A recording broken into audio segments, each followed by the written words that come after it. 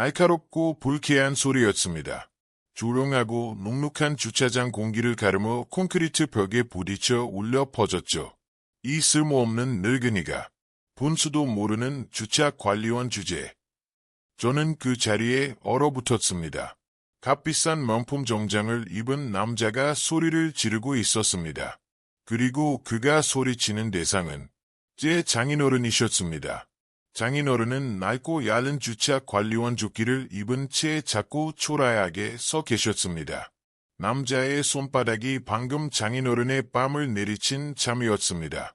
68세 노인의 안경이 얼굴에서 날아가 바닥에 떨어지며 서글픈 소리를 냈습니다. 저는 마비된 듯 그저 바라볼 수밖에 없었습니다. 형광등 불빛 아래 장인어른의 주름진 뺨 위로 붉은 손자국이 마치 성난꽃처럼 피어오르기 시작했습니다. 저는 15년간 교사로 일해왔습니다. 단 한 번도 누군가를 때리기 위해 주먹을 쥐어본 적이 없었죠. 그럴 생각조차 해본 적 없습니다. 저는 대화와 이성으로 문제를 해결하는 사람입니다. 하지만 그날은 달랐습니다. 저는 불과 몇 미터 떨어진 기둥 뒤에 서 있었습니다. 매주 장인어른께 드리던 현금이 든 하얀 봉투를 손에 쥔 채로 저는 천천히, 아주 천천히 그 봉투를 바닥에 내려놓았습니다. 그리고 제 안에서 지난 몇 달간 억눌러왔던 무언가가 툭 하고 끊어지는 소리를 들었습니다. 이야기의 결말이 궁금하시다면 영상 끝까지 시청해주세요. 구독과 좋아요는 저에게 정말 큰 힘이 됩니다. 어제보다 오늘 더 행복한 당신이 되시길 바라며 오늘의 이야기 시작하겠습니다. 목요일의 습관. 매주 목요일 저녁 7시는 제게 하나의 휴식과도 같은 시간이었습니다. 저는 15년 차 교사이고 제 삶은 꽤 규칙적이죠. 마지막 종이 울리면 저는 은행에 들러 10만 원을 인출해 하얀 봉투에 넣습니다. 그리고 집에 가서 3달 된 딸 지우를 다정한 이웃집 아주머니께 맡기고 지하철을 타고 부유한 동네인 강남으로 향합니다. 장인어른께 용돈을 드리는 날이었습니다. 처음 돈을 드렸을 때 장인어른은 기겁하시며 손사래를 치셨습니다. 봉투를 제게 다시 밀어넣으시며 부끄러운 목소리로 애원하셨죠. 준수아, 자네 힘들게 번 돈인데 제발 이러지 말게. 내가 이걸 어떻게 받나. 하지만 저는 늘 고집을 부렸습니다. 장인어른의 손에 봉투를 꼭 쥐어드렸죠. 아버님은 제 친아버지나 다름없으세요. 이게 다예요. 당연히 드려야죠. 이 습관은 석 달 전부터 시작되었습니다. 정확히는 68세의 제 장인어른, 은퇴한 소방대장이 야간 주차 관리원으로 새 일자리를 구하실 수밖에 없었던 바로 그날부터요. 매주 목요일이면 저는 그 춥고 어두운 지하 2층 주차장으로 봉투를 들고 내려갔습니다. 봉투 겉면에는 매번 다른 메시지를 적었죠. 아버님, 항상 건강하세요. 아버님, 오늘도 고생 많으셨습니다. 아버님, 사랑합니다. 은행에서 지하철역으로 걸어갈 때면 저는 늘 휴대폰을 꺼내 아내 수연이의 사진을 보곤 했습니다. 석 달 전, 아내가 막 출산했을 때 찍은 사진이 있습니다. 지우를 안고 환하게 웃고 있는 사진이죠. 카메라 뒤에 저를 보며 빛나던 그 미소. 그 미소는 지금 사라지고 없습니다. 생명을 구한 사람. 강남역에서 내려 10분쯤 걸으면 장인어른이 일하시는 20층짜리 화려한 오피스텔이 나옵니다. 저는 항상 로비의 새 동료들과 마주쳐야 하는 아버님이 어색하실까봐 뒤쪽 직원 출입구를 이용했습니다. 텅 빈 차고에서 아버님을 발견하면 그 피곤한 눈빛 뒤로 반가운 기색이 스치며 얼굴이 환해지시곤 했습니다. 준수아, 왔나? 라는 조끼 차림에 경광봉을 든 모습이었습니다. 아버님, 고생 많으셨어요. 저는 봉투를 건넸습니다. 아이고, 이걸 또. 아버님은 감사함과 죄책감이 뒤섞인 목소리로 대답하셨죠. 준수아, 정말 미안하네.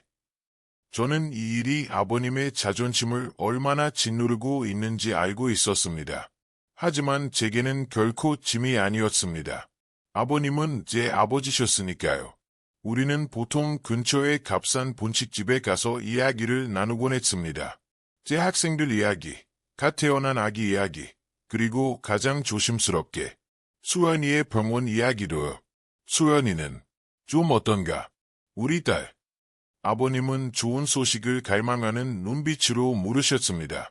조금씩 나아지고 계세요. 의사 선생님이 이번 주부터 면회 시간을 늘려도 된대요. 다행이네. 얼른 나아야 할 텐데. 아버님의 목소리에는 그분이 짊어질 필요가 없는 무거운 죄책감과 걱정이 항상 배어 있었습니다. 아버님은 딸의 심각한 산후 우울증을 당신 탓으로 돌리셨습니다. 사실 아버님이 이 일을 시작하신 것도 그것 때문이었습니다. 수연이의 입원비는 한 달에 80만 원이었습니다.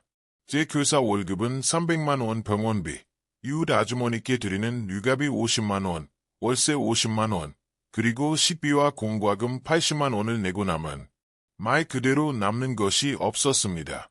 우리는 침몰하고 있었습니다. 아버님은 우리가 버티지 못하는 것을, 제가 수첩에 숫자를 적으며 한숨 쉬는 것을 보셨고 결정을 내리셨습니다. 어느 날 밤 아버님이 말씀하셨죠. 준수아, 내가 일하면 자네 부담이 좀 줄어들지 않겠나. 가슴이 무너지는 것 같았습니다. 이분은 30년간 소방관으로 복무하신 분입니다. 소방대장으로 은퇴하셨습니다. 원금으로 손주를 돌보며 여생을 보내셔야 할 분이 68세의 나이에 주차장에서 야간 근무를 하게 되신 겁니다. 아버님, 안 돼요. 제가 애원했습니다. 제가 더 열심히 할게요. 과열을 더 구할 수 있어요. 아닐세, 준수아, 아버님은 단호하셨습니다. 자네는 이미 충분히 하고 있어. 학교 일도 해야지. 지우도 키워야지. 수환이도 챙겨야지. 아버님은 언제나 저를 먼저 생각하셨습니다. 아버님의 삶은 단 한 번도 쉽지 않으셨습니다. 25년 전 대형 백화점 화재 현장에 가장 먼저 출동하셨죠. 3층에 갇힌 여성을 구출하셨습니다. 그 여성을 업고 계단을 내려오던 중 철골 구조물이 무너져 내렸습니다. 아버님은 여성을 안전한 곳으로 밀쳐내셨지만 아버님은 무너진 철골의 다리가 깔리고 말았습니다. 6개월을 입원하셨죠. 그리고 그날 이후로 지금까지 다리를 절뚝이십니다. 하지만 단 한 번도 그 일을 후회하신 적이 없습니다. 소방관의 임무는 생명을 구하는 거야. 다친 것쯤은 아무것도 아닐세. 그렇게 말씀하시곤 했습니다. 그러다 10년 전 또 다른 비극이 찾아왔습니다. 장모님께서 암 진단을 받으신 겁니다. 2년간의 투병 생활은 아버님의 퇴직금을 완전히 바락냈습니다. 아버님은 낮에는 장모님을 간병하시고 밤에는 병원비를 벌기 위해 편의점에서 아르바이트를 하셨습니다. 하지만 장모님은 결국 돌아가셨습니다. 저는 장례식장에서 아버님이 속삭이시던 말을 들었습니다. 여보, 미안하오. 내가 더 열심히 했어야 했는데. 아버님의 눈물은 제 가슴에 박혀 있습니다. 수연이와 제가 결혼할 때 아버님은 제 손을 제 손이 하얘지도록 꽉 잡으셨습니다. 준수아, 우리 딸 좀 잘 부탁하네. 꼭 행복하게 해주게. 그날 저는 약속드렸습니다. 아버님, 제 친아버지처럼 모시겠습니다. 우리가 무너진 이유. 제 아내 수연이는 8년차 베테랑 간호사였습니다. 우리는 행복했습니다. 좋은 삶이었죠. 그러다 석 달 전 우리의 예쁜 딸 지우가 태어났습니다. 그리고 뒤따라온 산후 우울증은 쓰나미처럼 수연이를 덮쳤습니다. 여보, 나 엄마 자격이 없는 것 같아. 아내가 공포에 질린 눈으로 속삭였습니다. 아기가 오는데 어떻게 해야 할지 모르겠어. 상황은 걷잡을 수 없이 나빠졌습니다. 아내는 아기를 안지 못했습니다. 먹지도 못했습니다. 새벽 3시에 깨어보면 아내가 거실 구석에 무릎을 감싸 안고 소리 없이 울고 있었습니다. 준수아, 미안해. 내가 모든 걸 망치고 있어. 미안해. 의사의 표정은 암담했습니다. 심각한 수준입니다. 입원 치료가 필요합니다. 최소 석 달은 생각하셔야 합니다. 그렇게 석 달 동안 제 삶은 불가능한 고개가 되었습니다. 오전 6시, 기상, 분유 타기, 기저귀 갈기. 오전 7시, 이웃집 아주머니께 지우 맡기기. 오전 8시, 오후 4시, 6학년 아이들 가르치기. 세상이 무너지지 않은 척하며. 오후 5시. 지우 데려오기. 밥 먹이기. 목욕시키기. 놀아주기. 엄마와 아빠의 역할을 동시에 하기. 오후 9시. 병원으로 달려가 수엔이와 면회. 허용된 단 1시간. 오후 11시. 집으로 귀가. 기절. 그리고 반복. 이것이 우리의 삶이었습니다. 그리고 장인어른은 이 모든 것을 지켜보셨습니다. 청구서 더미와 제 눈 밑에 검은 그늘을 보셨습니다. 그래서 아버님은 일자리를 구하셨던 겁니다. 준수아, 괜찮네. 아버님은 저를 안심시키려 하셨습니다. 일이 힘들지 않아. 하지만 저는 알고 있었습니다. 10시부터 새벽 6시까지 8시간을 꼬박 서서 일하는 것이 특히 성치 않은 다리를 가진 68세의 노인에게 얼마나 잔인한 일인지를요. 경고의 신호들. 2주 전 아버님의 목소리가 변했습니다. 저는 매일 저녁 아버님께 안부 전화를 드렸는데 목소리가 밋밋했습니다. 생기가 없었죠. 준수아, 괜찮다. 그냥 좀 피곤해서 그래. 그건 단순한 피로가 아니었습니다. 저는 느낄 수 있었습니다. 그건 스트레스였습니다. 그러다 지난주 목요일 용돈 봉투를 드리러 갔을 때 저는 충격을 받았습니다. 랄른 셔츠 너머로 아버님의 왼쪽 어깨에 시퍼런 멍이 들어있었습니다. 아버님, 이게 어떻게 된 거예요? 넘어지셨어요. 아, 이거 아버님이 황급히 조끼를 여미셨습니다. 아무것도 아니야. 그냥 차 문에 부딪혔네. 괜찮아. 차 문에요. 이거 심각해 보이는데요. 병원에 가셔야 해요. 아니. 준수아, 호들갑 떨지 말게. 금방 낫는다니까. 아버님은 웃으셨지만 그건 억지 미소였습니다. 뭔가를 숨기고 계셨고 저는 그게 너무나 두려웠습니다. 그러다 화요일, 이번엔 아버님이 제게 전화를 거셨습니다. 새벽 1시였습니다. 준수아, 자고 있었나? 목소리가 자꾸 떨리고 있었습니다. 아니요, 아버님. 지우 분유 먹이고 있었어요. 무슨 일이세요? 심장이 쿵쾅거렸습니다. 아, 아무것도 아닐세. 길고 불안한 침묵이 흘렀습니다. 그냥 자네 목소리가 듣고 싶어서. 아버님, 무슨 일 있으시죠? 제가 지금 바로 갈까요? 아니다. 목소리가 날카로웠습니다. 아니, 괜찮아. 그냥 수연이가 보고 싶어서 그랬네. 우리 딸이. 아버님이 우시는 소리가 들렸습니다. 미안하네, 준수아. 네, 내가 더 잘했어야 했는데. 아버님, 제가 지금 당장 갈게요. 아니다. 괜찮아. 그만 끊겠네, 뚝. 저는 끊어진 전화를 붙들고 서 있었습니다. 피가 차갑게 식는 기분이었습니다. 끔찍하게 잘못된 일이 벌어지고 있었습니다. 찰싹. 그리고 오늘 목요일이었습니다. 저는 제 의식을 마쳤습니다. 현금을 뽑고 아버님이 가장 좋아하시는 바나나 우유 2개도 샀습니다. 지우를 맡기고 지하철을 탔습니다. 오늘 밤에는 저는 다짐했습니다. 무슨 일이 있어도 아버님께 무슨 일인지 여쭤봐야겠다. 저는 무거운 지하 2층의 방화문을 밀고 들어섰습니다. 그리고 즉시 고함 소리를 들었습니다. 저는 콘크리트 기둥 뒤로 몸을 숨겼습니다. 그리고 그를 보았습니다. 정장을 입은 남자. 그리고 그 앞에 고개를 숙이고 있는 제 장인어른. 어제도 말했잖아. 내 차 근처에 물 뿌리지 말라고. 죄송합니다, 손님. 실수였습니다. 실수. 이 늙은 바보가 여기서 할 줄 아는 게 뭐야. 저는 얼어붙었습니다. 바로 저 남자였습니다. 아버님의 스트레스, 어깨의 멍, 새벽 1시의 전화. 전부 저 남자 때문이었습니다. 이 버릇없는 늙은이가 분수도 모르는 주차 관리원 주제에. 그리고 그 일이 일어났습니다. 찰싹. 소리가 울려 퍼졌습니다. 안경이 날아갔습니다. 제 장인어른은 그저 고개를 돌린 채 서 계셨습니다. 68세의 뺨 위로 붉은 손자국이 선명하게 떠올랐습니다. 다음부턴 조심해. 알았어. 남자는 마치 더러운 것을 만진 듯 손을 털며 으르렁거렸습니다. 장인어른은 대답하지 않으셨습니다. 그냥 얼어붙어 계셨죠. 뭐야, 이제 귀까지 먹었어. 죄송합니다. 그 목소리는 너무나 작아서 제 심장을 부쉈습니다. 영웅, 소방관, 생명을 구한 사람.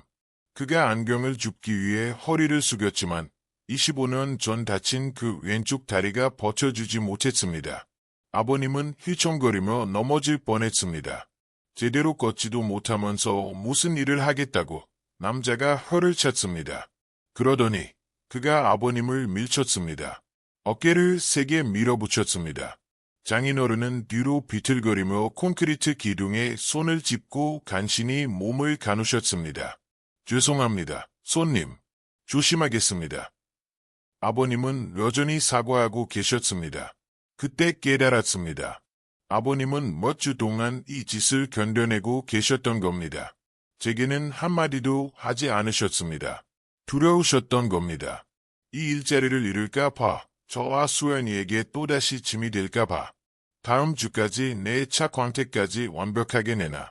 흠집 하나라도 남은 내 놈 책임이야. 남자가 돌아서려 했습니다. 장인어른은 마침내 바닥에서 안경을 주워드셨습니다. 안경다리 한쪽이 휘어져 있었습니다. 그 모습을 본 순간, 그의 조용하고 굴욕적인 존엄을 본 순간, 제 안에 무언가가 부서졌습니다. 15년간 저는 아이들에게 폭력은 절대 답이 아니라고 가르쳤습니다. 하지만 그 순간만큼은 저는 교사가 아니었습니다. 저는 봉투와 바나나우유를 바닥에 내려놓았습니다. 그리고 그 남자에게로 걸어가기 시작했습니다. 사위 준수아. 장인어른이 저를 보셨습니다. 아버님의 눈이 공포로 커졌습니다. 저는 그저 아버님을 바라보며 한 번 고개를 저었습니다. 괜찮아요, 아버님. 제가 해결할게요. 라는 뜻이었습니다. 저는 정장을 입은 남자 바로 앞에 멈춰 섰습니다. 방금 제 장인어른을 때렸습니까? 제 목소리는 놀라울 정도로 차분했습니다. 저 자신도 놀랐죠. 남자는 저를 위아래로 훑어보더니 거만한 표정을 지었습니다. 넌 또 뭐야? 이 늙은이 아들이나. 사위입니다. 사위. 하! 그가 제 가슴을 손가락으로 찔렀습니다. 그래서 사위가 어쩔 건데. 준수아, 안 돼. 장인어른이 제 뒤에서 애원하셨습니다. 그냥 가게. 괜찮아. 제발. 아버님, 괜찮지 않습니다. 저는 그 남자에게서 눈을 떼지 않았습니다. 당신, 방금 폭행죄를 저질렀습니다. 그가 웃음을 터뜨렸습니다. 요란하고 거친 웃음이었습니다. 폭행. 웃기고 있네. 아, 맞다. 너 그 선생이지. 그가 알고 있었습니다. 아버님이 말씀하셨던 거겠죠. 나는 태양건설 대표 강태윤이야. 이 건물 5개 층을 내가 임대하고 있다고. 너 같은 월급쟁이 쪼다가 뭘 어쩔 건데. 경찰, 부르시든가.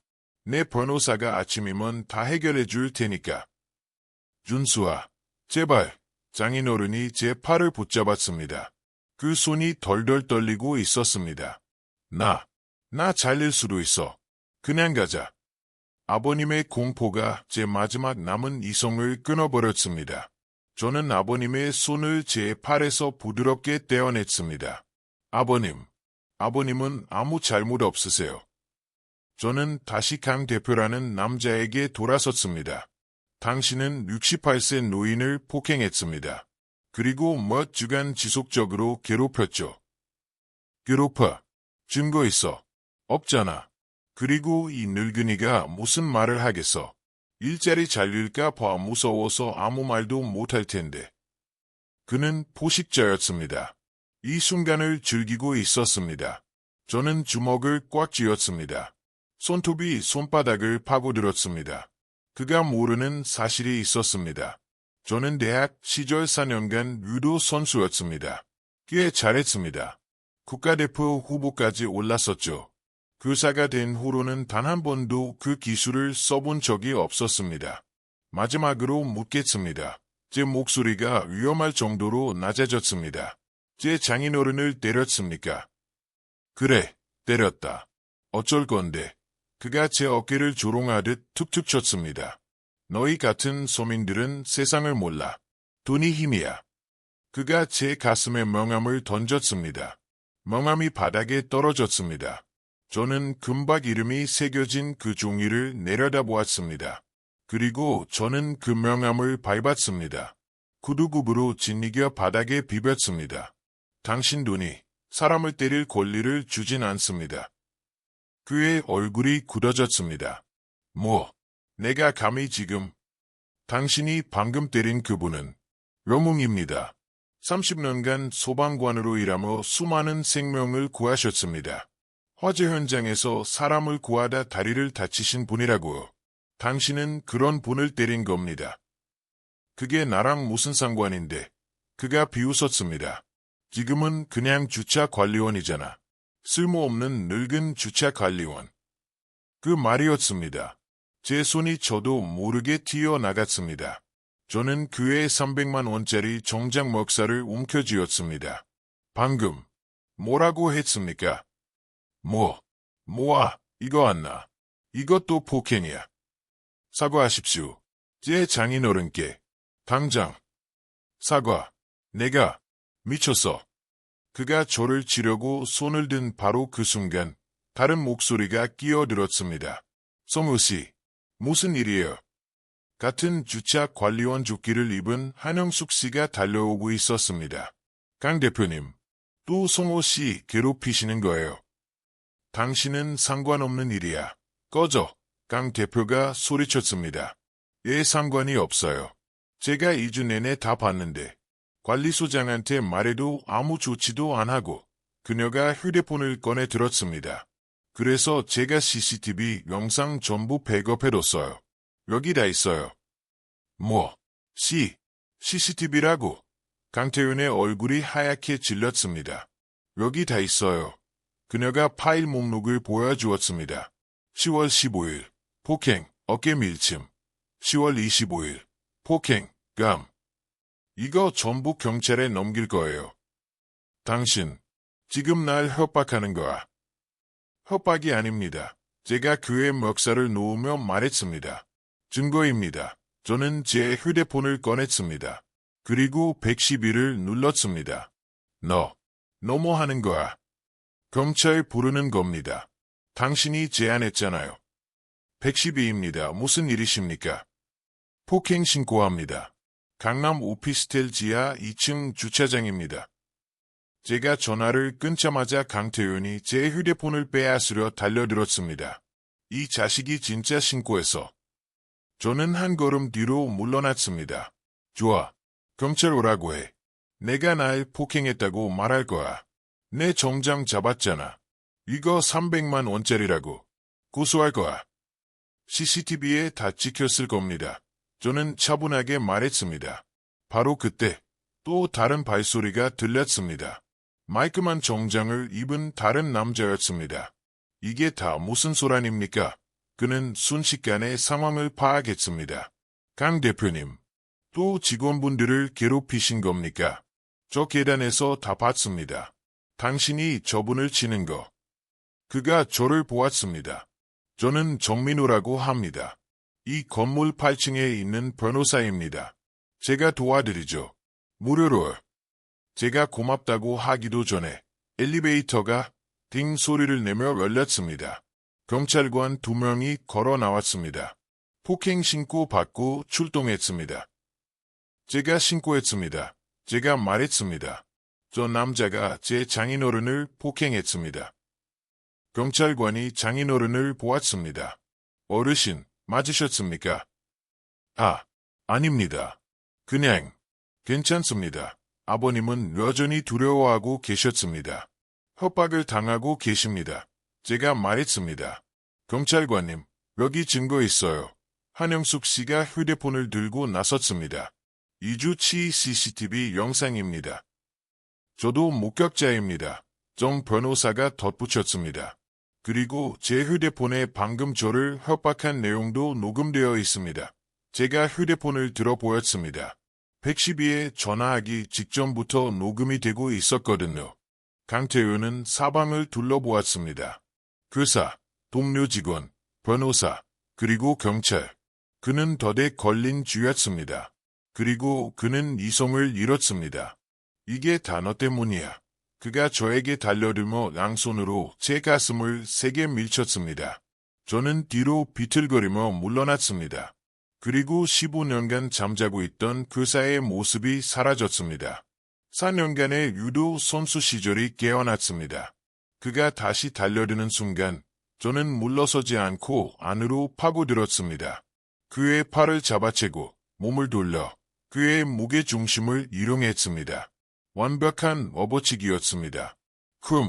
그의 등이 콘크리트 바닥에 매달꽂혔습니다. 끔찍한 소리가 울려 퍼졌습니다. 그가 숨을 쉬기도 전에 저는 그의 팔을 꺾어 누르고 무릎으로 그의 가슴을 제압했습니다. 으악! 팔 부러져. 그가 비명을 질렀습니다. 안 부러졌습니다. 저는 헐떡이며 말했습니다. 하지만 부러뜨릴 수는 있습니다. 당신이 먼저 날 밀쳤습니다. 이건 정당방위입니다. 그리고 이 모든 건 카메라에 찍히고 있습니다. 선생님, 일어나세요. 경찰이 소리쳤습니다. 저는 그제야 그를 놓고 일어섰습니다.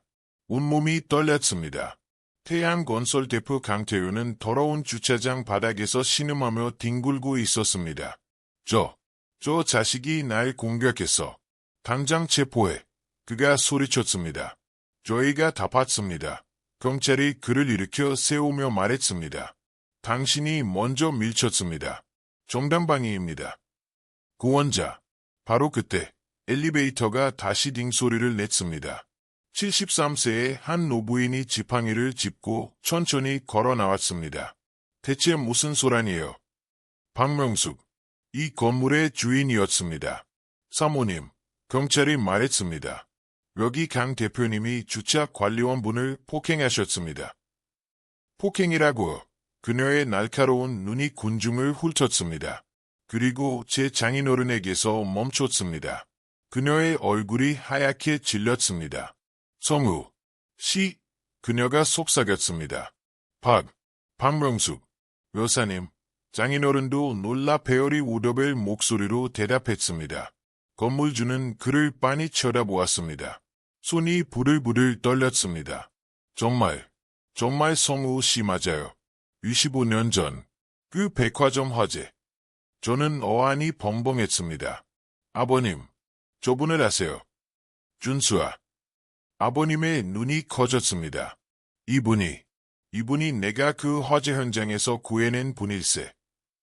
당신을 찾았어요. 노부인이 울음을 터뜨리며 아버님께 다가왔습니다. 25년 동안이나 찾았다고요.